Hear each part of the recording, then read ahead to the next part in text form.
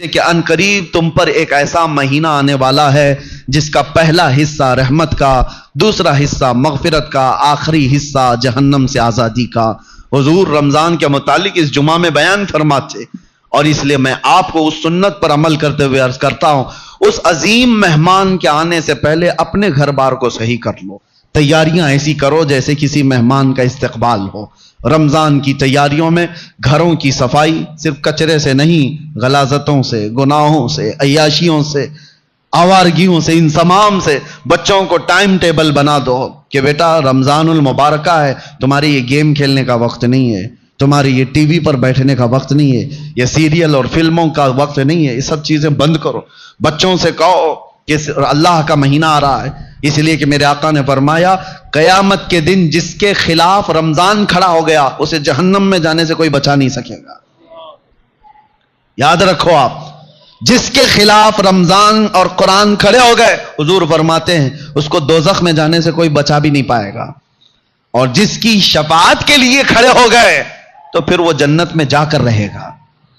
جس کی حمایت میں یہ دونوں کھڑے ہو گئے، قرآن اور رمضان، اسی لیے قرآن اور رمضان کیسے خلاف کھڑا ہوگا؟ اللہ کی بارگاہ میں مقدمہ کرے گا کہ مولا میں اس کے گھر گیا تھا، اس نے میری بڑی بے حرمتی کی ہے، میں اس کے گھر گیا تھا تیرا مہمان بن کر، اس نے میری بہت توہین کی ہے۔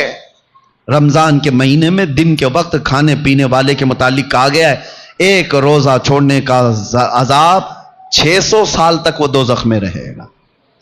مسلمانوں کو یہ زیب نہیں دیتا رمضان کا احترام، اور خاص طور پر بچوں کی تربیت کے لیے، بچوں کی تربیت علماء سے بھی میری گزارش ہے کہ پورا فل فوکس کرو۔ ہم یہاں ہوتے تھے یا جب بھی میرے الحمدللہ میرا معمول ہے رمضان میں فل پیکج، صبح سے لے کر رات تک ہم تو مصروف ہی رہتے تھے۔ وجہ یہ ہے کہ ان کو شیطان کی وہ ڈالی ہوئی عادتوں کی طرف نہ بھیجا جائے۔ ایک مہینہ تو ہے جو اللہ تعالیٰ نے شیطان سے آزاد کر کے دیا، اس میں اگر دل کو پاک نہیں کیا تو پھر کب پاک کرے گا؟ بچوں کو خاص طور پر ایک چیز کی طرف لے آؤ، ان کے یہ موبائل کی دنیا، بہت سارے ماں باپ، کل میں آپ کو دیکھ رہا ہوں ماں باپ ہم سے کہہ رہے ہیں کہ ہماری بات سے اب بچے مانتے نہیں، ڈر لگ رہا ہے ان کو بولیں گے تو الٹ پلٹ کر دیں گے، مار پیٹ کرنے لگ جائیں گے۔ آج یہ نوبت آ گئی ماں باپ کی کہ تم بچوں کو روک نہیں سکتے، ان کے ہاتھ سے موبائل نہیں لے سکتے۔ اکثر گھروں کا حال ہے یہ، میں آپ کو بتا رہا ہوں، اکثر گھروں کا، لے کر کے دکھاؤ۔ یہ تو ایسا نشہ ہے جیسے چرسی اور گنجیڑی کو چرس اور گانجے سے روکا جائے تو وہ مار پیٹ پہ آ جاتا ہے، اس سے بڑا نشہ ہو گیا ہے۔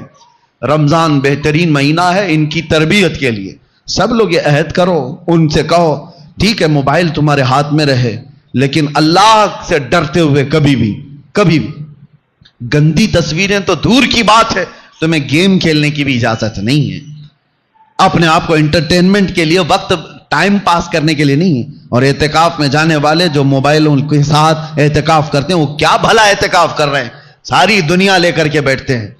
اللہ تبارک و تعالیٰ ان فواحشات سے ہماری حفاظت فرمائے۔ آپ سب رمضان کی تیاریوں میں اپنے بچوں کی تربیت پر خاص توجہ دیں۔ ہمیں ڈر لگتا ہے کہ کل کو یہ بچوں کے ساتھ جو ہونے والا ہے، جو وقت آنے والا ہے، بہت ڈر لگتا ہے۔